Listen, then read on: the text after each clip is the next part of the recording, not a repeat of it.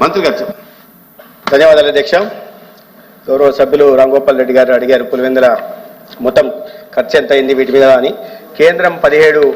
కేంద్రంలో అధికారంలో ఉన్న ఎన్డీఏ ప్రభుత్వం 17 కళాశాలను వైద్య కళాశాలని ఆంధ్రప్రదేశ్కి మంజూరు చేసింది అధ్యక్ష. దీనికి మొత్తం ఖర్చు పెట్టాల్సింది 8,840 కోట్లు ఖర్చు అధ్యక్ష. అయితే ఇప్పటిదాకా ఖర్చు పెట్టింది 2,125 కోట్లు ఖర్చు పెట్టడం జరిగింది అధ్యక్ష. అంటే 23% ఖర్చు పెట్టడం జరిగింది. దాంట్లో కాంట్రాక్టర్లకు చెల్లించింది 1,451 కోట్లు చెల్లించారు. అంటే 16% మాత్రమే గత ప్రభుత్వంలో ఈ పనులు జరిగాయన్నమాట ఇక్కడ మనకు అర్థమవుతుంది అధ్యక్ష. మొత్తంగా 8,840 కోట్లు ఖర్చు పెట్టాల్సి ఉండగా 1,451 కోట్లు మాత్రమే ఖర్చు పెట్టడం జరిగింది. అదేవిధంగా వారు పులివెందుల కళాశాల గురించి అడిగారు. పులివెందుల కళాశాలలో ఈ విద్యా సంవత్సరంలో తరగతులు ప్రారంభం కావాల్సింది అధ్యక్ష. కానీ జూలై 24వ తేదీ ఎన్ఎంసి ఇన్స్పెక్షన్కి వచ్చి పులివెందుల కాలేజీతో పాటు ఇతర 4 కాలేజీలు మార్కాపురం, ఆదోని, మదనపల్లి, పాడేరు కళాశాలల్లో ఇన్ఫ్రాస్ట్రక్చర్ డెఫిషియన్సీస్ ఉన్నంగా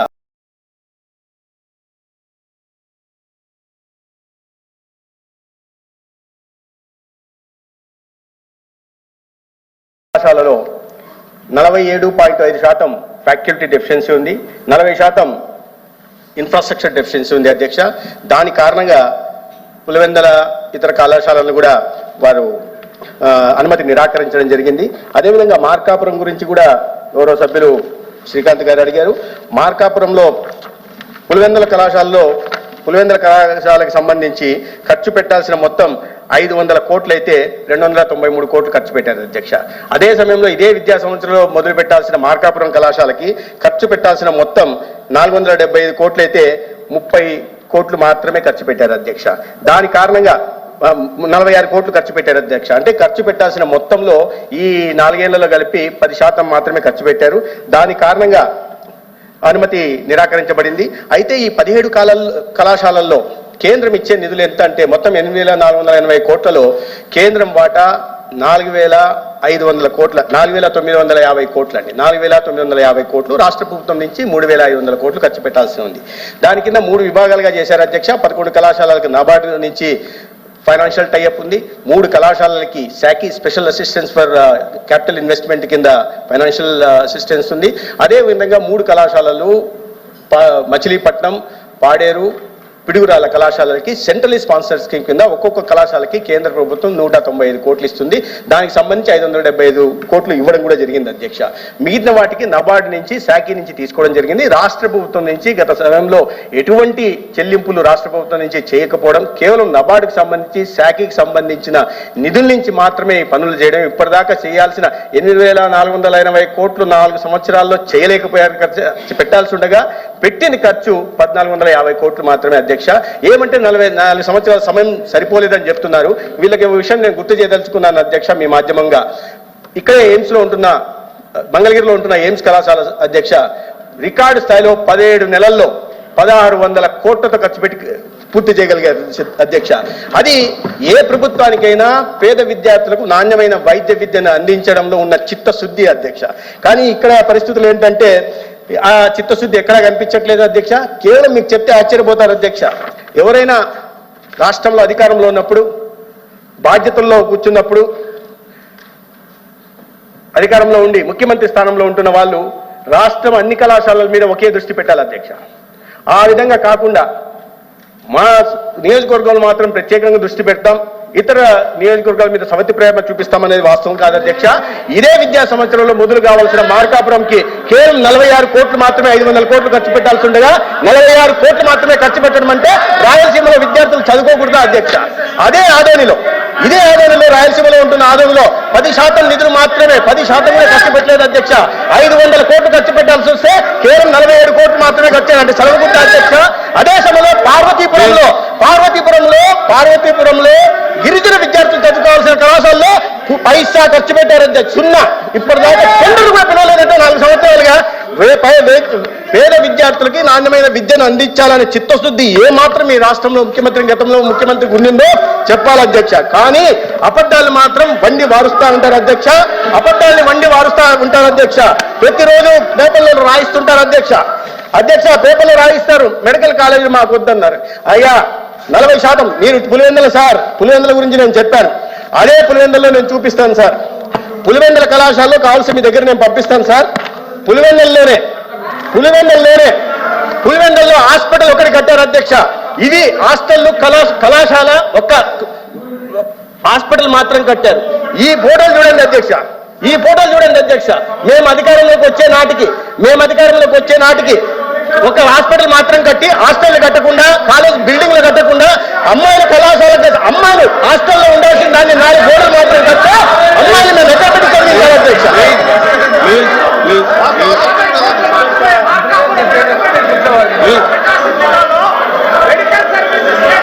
అధ్యక్ష 70% బోధనా సిబ్బంది లేకుండా వైద్య విద్యను, నాణ్యమైన వైద్య విద్యను విద్యార్థులకు ఏ రకంగా అందించాలో చెప్పండి అధ్యక్ష. 60% మౌలిక సదుపాయాల కల్పన లేకుండా, హాస్టల్లో లేకుండా చదువుకుంటున్న విద్యార్థుల్ని ఏ హాస్టల్లో చేర్పించాలా, అమ్మాయిని ఏ చెట్ల కింద చదివించాలా, ఎక్కడ ఉంచాలో సమాధానం చెప్పాల్సిన బాధ్యత గతంలో ముఖ్యమంత్రిగా ఉన్న వాళ్ళకి చెప్పాలి ఉండే అధ్యక్ష. కానీ నిస్సిగ్గుగా నిర్లజ్జగా ప్రతిరోజు విద్యార్థులు అపోహలు సృష్టించే ప్రయత్నం చేస్తారు అధ్యక్ష. మొన్నటికి మొన్న 8,500 కోట్లతో నేను 17 కళాశాలను నిర్మించానని నిస్సిగ్గుగా గతంలో ముఖ్యమంత్రిగా ఉంటున్న వ్యక్తి చేస్తున్నారంటే అపోహలు సృష్టించడం మంచిది కాదు అధ్యక్ష. ప్రభుత్వం ఏదైనా సరే ప్రభుత్వం ఉన్నప్పుడు తర్వాత ప్రభుత్వం బాధ్యతలు తీసుకోవాల్సింది. కానీ నేను నిర్మించానని అపోహలు చెప్తుంటే సంపద సృష్టిస్తానని విద్యార్థులు చెప్తే ఇవాళ విద్యార్థులకు 17 కళాశాలలు లేక విద్యార్థులంతా చదువులకు దూరం అయిపోతున్నారని చెప్తున్నారు. 750 సీట్లు రావాల్సిన సీట్లు రాలేదంటున్నారు. దీనికి బాధ్యత వహించాల్సింది ఎవరు? దీనికి మౌలిక కల్పించాల్సిన బాధ్యత ఎవరిది? ఫ్యాకల్టీ డెఫిషియన్సీకి కారణం ఎవరు? సమాధానం చెప్పండి అధ్యక్ష. ఇది సమాధానం చెప్పాల్సిందిగా మీరు కోరాలి అధ్యక్ష. ఆ పార్టీ గౌరవ సభ్యులు నేను అడుగుతున్నాను. వాళ్ళ ముఖ్యమంత్రి గారు రోజు అబద్ధాలను వండి వారిస్తుంటే, అసత్యాలను చెప్తుంటే ఈ రకంగా దీని సమర్థత లేదా అధ్యక్ష? సమర్థత ఉంది అధ్యక్ష. రికార్డు స్థాయిలో ఒక సంవత్సరంలో తాడేపల్లి భవనాన్ని కట్టారు అధ్యక్ష. రికార్డు స్థాయిలో 26 జిల్లాల్లో ప్రభుత్వ ఆస్తుల్ని, రవాణా శాఖ సంబంధించిన ఆస్తులు తీసుకుని వైఎస్ఆర్సీపీ పార్టీ నేరాలను కట్టారు అధ్యక్ష. రిషికొండ గుండు కొట్టి పేద విద్యార్థులకు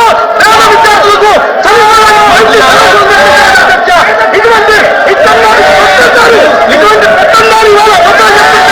అబద్ధాలు చెప్తుంటే ఏంటధ్యక్ష?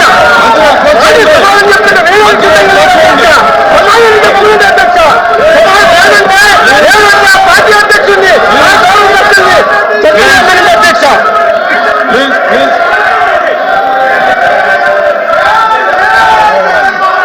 ప్లీజ్ కూర్చోండి.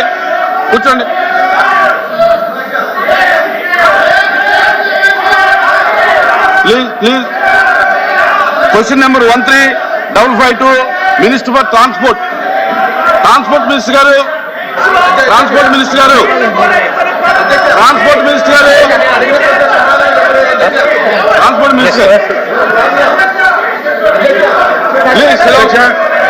1 minute ఎల్ఓపి గారు మాట. అధ్యక్ష, ఇది ప్రశ్నోత్తర సంఘం. సభ్యులు ప్రశ్న అడిగారు, గౌరవ మంత్రులు వచ్చి సమాధానం చెప్తూ అందులో వారు మాట్లాడుతున్న మాటలు రాజకీయ ఉపన్యాసాలు అవి చేయడం అనేది సమంజసమే. అది నచ్చకొచ్చే మాట మాట్లాడి ఇంకా సమంజసం.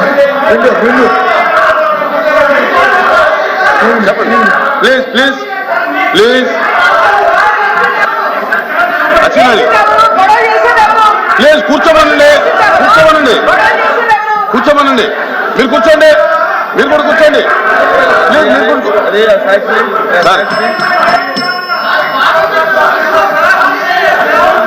అదే కూర్చోండి. శ్రీకాంత్ కూర్చోండి. అమ్మా కూర్చోండి. మీరు కూర్చోండి. మీరు కూడా కూర్చోండి. ఎల్ఓపి గారు మాట్లాడతారు. కూర్చోండి. అధ్యక్ష అధ్యక్ష ఆయన అయిపోయినా మాట్లాడుతున్నా కూర్చోండి రవీంద్ర గారు కూర్చోండి. సభ్యులు అడిగిన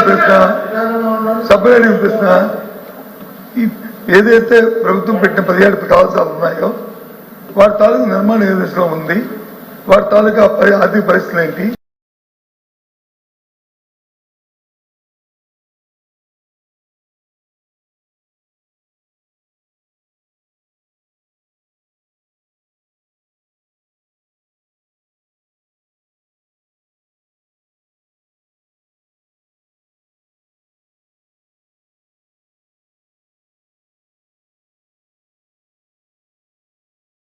ఏంటి ప్రభుత్వం తాలూకా అది ఒకసారి రికార్డు చూడండి అధ్యక్ష. దాంతోపాటు అడిగింది ఏంటంటే అధ్యక్ష, ఆయన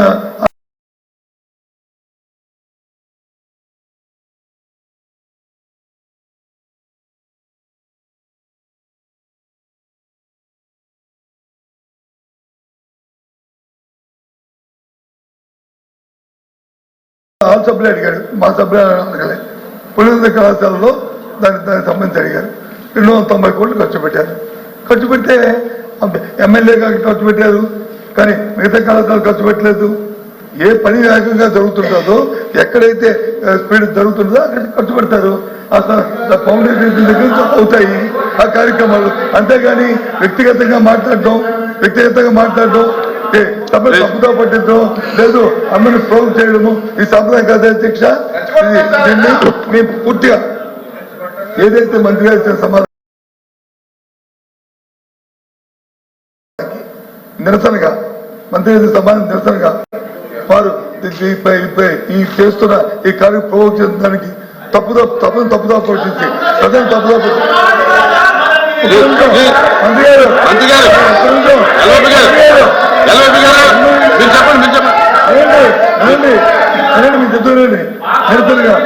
నిరసనగా సభను తప్పుదో నిరసనగా ఏదైతే రాష్ట్రంలో 17 కళాశాలలో చదువుతున్న పేద విద్యార్థుల తాలూకా అవునిచ్చారికి వారికి వచ్చిన అవకాశాలని ఈ ప్రభుత్వం కావాల్సిన నేపథ్యంలో ఈ సభ నుంచి వాకౌట్ చేస్తున్నారు.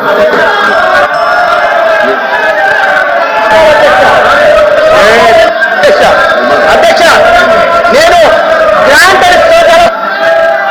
మిగతా డమాటికి ఫైనాన్షియల్ టైఅప్ అన్న గౌరవ సభ్యులకు అర్థం కాకపోతే బాధ్యత నాది కదా అధ్యక్ష. నేను గ్రాంట్ కింద 530 కోట్లు మాత్రమే చెప్పాను అధ్యక్ష. రాజమండ్రిలో కళాశాల ప్రారంభమైపోయాయి అధ్యక్ష. కానీ పెట్టిన ఖర్చు 20 కోట్లు అధ్యక్ష. మిగతా 420 కోట్లు ఎప్పుడు ఖర్చు పెట్టాలి అధ్యక్ష? పారిపోతే అధ్యక్ష, ఎప్పుడు ఉండాలి అధ్యక్ష. పారిపోవడం రాజకీయ పార్టీ బాధ్యత రహిత అసెంబ్లీలో